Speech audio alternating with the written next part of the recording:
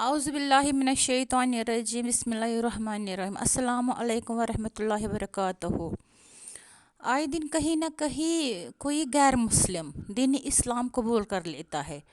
آج قادیانی دو بھائیوں نے دین اسلام قبول کیا، دین اسلام میں وہ آئے ہیں۔ وہ خود اپنی زبان سے کہہ رہے کہ جیسے وہ کسی سائے میں آئے ہیں، جیسے وہ کسی حفاظت میں آئے ہیں، کیونکہ دین اسلام ہے ہی ایسا۔ دین اسلام جو قبول کرتا ہے اللہ تعالیٰ اس کو اپنی حفاظت میں لیتا ہے۔ دین اسلام کوئی زبردستی قبول نہیں کرتا ہے۔ آپ خود سنیے ان بھائیوں کا، وہ یہ کیا کہہ رہے ہیں اور یہ کتنے خوش ہیں۔ یہ کہتے ہیں کہ اگر ہم مر بھی جائے تو کوئی غم نہیں۔ اور دیکھیے اللہ تعالیٰ ان کو قبول رکھے، ہر کوئی عبادت جو نیک عبادت کرے اللہ تعالیٰ ان کو قبول رکھے، اللہ تعالیٰ ان کو اپنے حفظ و امان میں رکھے اور استقامت پر رہے یہ دونوں بھائی۔ ہم سب کو بنتا ہے فرض کہ ہم ان کو دعائیں کریں، اللہ تعالیٰ ان کو رحم فرمائے، ان پر دین و دنیا کی ساری خوشیاں دے دے۔ آپ یہ ان دو بھائیوں کا ویڈیو سنیے اور دیکھیے آپ۔ السلام علیکم ورحمۃ اللہ وبرکاتہ۔ یہ وہ دو بھائی جو اس وقت میرے ساتھ موجود ہیں، یہ وہ دو نوجوان ہیں جنہوں نے قادیانیت کو چھوڑا اور اسلام کو قبول کیا۔ ایک ایسا دین جو سچا ہے، جو حق ہے، انہوں نے قبول کیا، اور یہ ان کے لیے بہت بڑی خوش قسمتی کی بات ہے کہ انہوں نے دین اسلام کو قبول کیا۔ آئیے ان سے بات کرتے ہیں۔ السلام علیکم۔ جی وعلیکم السلام۔ سب سے پہلے تو بہت زیادہ مبارکباد کہ آپ نے دین اسلام کو قبول کیا اور قادیانیت سے انکار کیا۔ کیسا محسوس ہو رہا ہے اسلام قبول کرنے کے بعد؟ مجھے تو ابھی اسلام قبول کیے ہوئے ہارڈلی 3-4 دن ہی ہوئے ہیں، تو I feel too much completed and too much proud کہ جس چیز کا ایک وہ تھا، ایک ٹیگ تھا، ایک تو سب سے پہلے وہ ٹیگ ختم ہوا، اور جو ایک حقیقت ہے، ایک سچ ہے، اس سے آشنائی ملی۔ تو I am feel so much blessed. اگر آپ مجھ سے پوچھیں تو آئی ایم فیلنگ، مطلب ایک ایسی فیلنگ ہے جو شاید اب لگتا مکمل ہے۔ ہاں، مطلب اب یہ مجھے لگ رہا ہے کہ اب مجھے کسی میں ایک بڑے محفوظ سائے کے اندر ہوں، آپ یہ کہہ لیں گے، میں اس طرح کی چیز محسوس کر رہا ہوں۔ اگر کچھ ایک بڑے کوئی ایسے الفاظ اگر ہوں، ویسے تو کوئی الفاظ یہ چیز بیان نہیں کر پائیں گے جو میں ایک فیل کر رہا ہوں، ایک کمپلیٹنس فیل کر رہا ہوں، لیکن وہ یہی ہے کہ مجھے ایسا لگ رہا ہے کہ جیسے اب اگر مجھے موت بھی آ جائے گی تو میں آرام سے جو ہے میں مر سکتا ہوں۔ مجھے اب یہ بتائیے کہ کون سا ایسا وقت تھا جب آپ کو یہ احساس ہوا کہ قادیانیت کو مجھے چھوڑ دینا چاہیے اور مجھے اسلام قبول کر لینا چاہیے؟ کیا ایسی وجہ بنی؟ یار وجہ کافی ساری بنی ہے، لیکن جو مین وجہ تھی کہ فیملی بیک گراؤنڈ ایک سائڈ پہ، باقی دنیا ایک سائڈ پہ۔ صرف فیملی ہی تھی جو کہتی تھی کہ ہم سچے ہیں، باقی پوری دنیا کافر بغیر کسی دلیل کے۔ تو اللہ سے دعائیں کی کہ یا اللہ پاک سمجھ نہیں آ رہی، کیونکہ جس چیز میں آپ بچپن سے پیدا ہوئے ہیں، جو آپ کو تربیت وہاں سے مل رہی ہے، اس چیز کو چینج کرنا بہت مشکل ہے، اس چیز کو چھوڑنا۔ اور دوسری بات، اگر کسی بندے کو پتہ چل بھی گیا ہے کہ وہ غلط راستے پہ ہے، تو یہ جو عیاشیاں ہوتی ہیں نا، پیسہ آج کل کے دور میں سب سے زیادہ اہمیت ہے لوگوں میں، تو اس چیز کو چھوڑنا بہت مشکل ہے۔ تو میں نے اللہ تعالیٰ سے دعا کی کہ یا اللہ مجھے ہدایت دے، تو اللہ تعالیٰ نے وسیلہ بنا دیا عرفان محمود برق صاحب کو، جنہوں نے مطلب نشست میں ہمیں سارا کچھ بتایا، اور اس کے بعد الحمدللہ آج آپ لوگوں کے بیچ میں ہوں۔ کون سی ایسی شخصیت ہے جن کا آپ کو قادیانیت چھوڑ کر مسلمان ہونے میں ایک بہت بڑا کردار رہا ہے؟ دیکھیں، ایک شخصیت نہیں ہے، کیونکہ یوٹیوب کا دور ہے، اور یوٹیوب پہ آپ مور دین ون پرسنالٹیز کو سنتے ہو جو آپ آتے ہیں۔ میں نے سب سے زیادہ جو سنا ہے وہ عرفان برق صاحب، کیونکہ ایک ایسوسیشن یہ تھی کہ وہ بھی پہلے ہماری جماعت سے ہی ان کا تعلق رہا ہے، اور وہ تعلق چھوڑ کے۔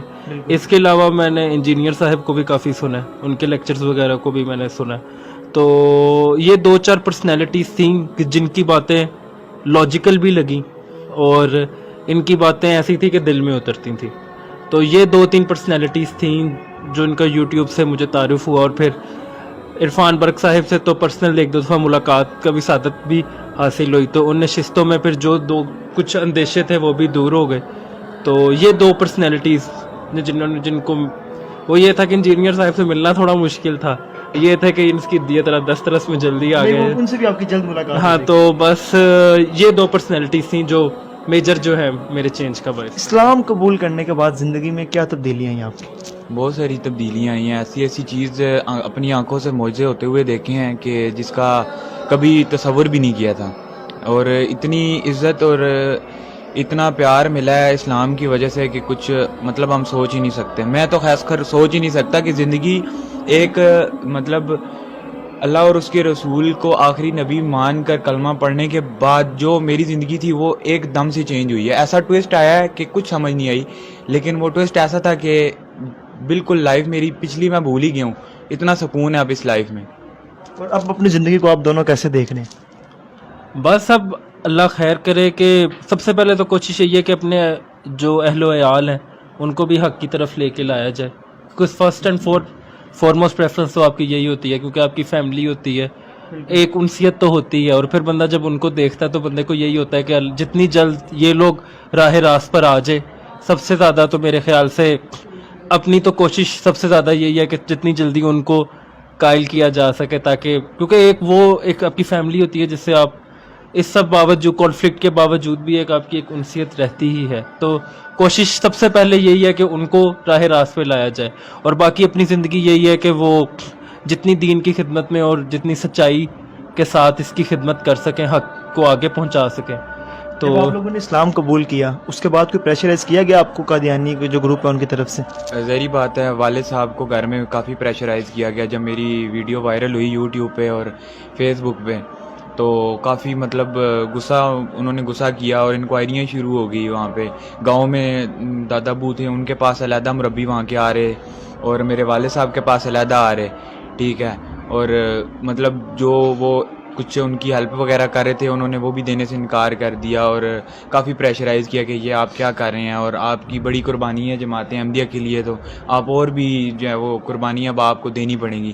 خیر یہ تو تفصیلی بات میں بتا نہیں سکتا کہ کون سی قربانی ہے, لیکن کافی پریشرائز ہوئے ہیں. مطلب بہت زیادہ غصہ کیا انہوں نے. تقریباً دو ماہ تو انہوں نے دیکھا تک نہیں, مطلب جاتا بھی تھا تو منہ پھیر لیتے تھے.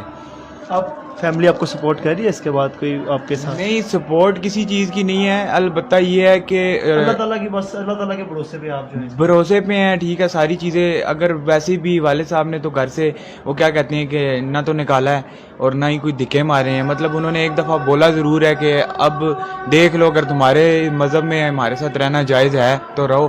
تو جہاں تک میری تعلیم تھی جو میں نے اسٹڈی کی اس میں خود اتنی نفرت ہو گئی ہے اس مذہب سے کہ میں تو اس مذہب کے بندے کو دیکھ ہی نہیں سکتا. تو میرا کھانا پینا جب جائز نہیں ہے ان کے ساتھ تو مجھے وہ نہ بھی نکالے, میں رہ نہیں سکتا وہاں پہ. میں نے آپ لوگوں کے نام بھی نہیں پوچھے. میں چاہتا ہوں کہ وہ لوگ جو آپ کو دیکھ رہے ہیں وہ آپ انہیں اپنے نام خود بتائیں جو آپ کے نام ہیں. محب رفیق نام ہے میرا. محب رفیق. اور آپ کا؟ میں نقیب الرحمان میرا نام. ماشاءاللہ جی, یہ دو نوجوان تھے, بلکہ خوش قسمت نوجوان تھے جنہوں نے قادیانیت چھوڑ کر دین اسلام کو قبول کیا, اور اب اپنی آنے والی زندگی کے لیے وہ ہمیشہ دین اسلام پر چلیں گے اور دین اسلام کے لیے آگے انشاءاللہ ایسے ہی کام کرتے رہیں گے. اپنے میزبان جنید عادل کو دیجیے اجازت.